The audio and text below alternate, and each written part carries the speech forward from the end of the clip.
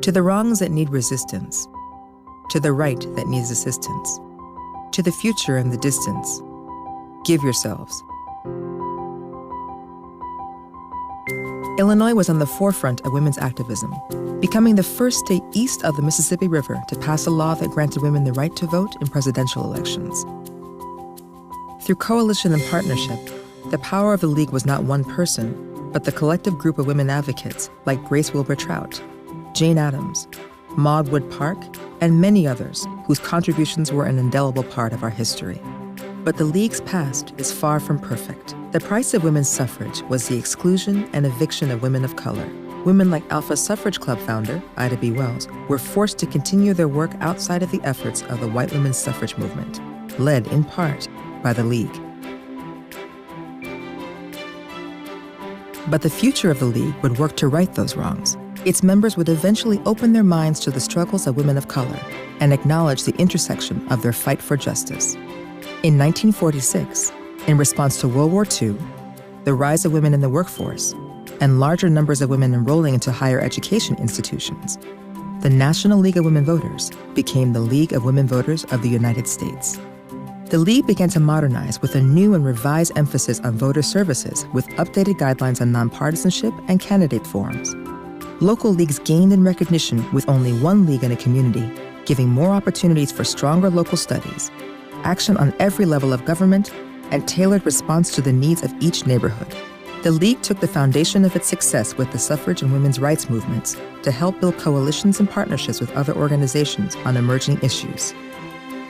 In the spirit of common good and community, the League was able to expand its focus and to bring its fight to key legislation and issues like the Voting Rights Act and the Civil Rights Act of 1964. The League was not always at the forefront of every movement, but it was always willing and able to stand in solidarity to right the wrongs of history. The passion of the past continues into the future. Local leagues and their members have continued to fight and stand strong in the role of advocates for informed participation in government. The League has helped to champion Voting Rights Act amendments of 1982, underwriting 150 debates on every level of government. The National Voter Registration Act in May of 1993, known affectionately as the Motor Voter Law. Bipartisan Campaign Finance Reform Act of 2002, otherwise known as the McCain-Feingold Act. Renewing the Voting Rights Act. Diversity, Equity, and Inclusion. The Equal Rights Amendment. The League joined and eventually led the fight for the ERA. As the League once served as a nerve center for women's advocacy in 1920, it continues to be an integral part of the future. It is our work that has made it possible for women to have a seat at the table. And we aren't done yet.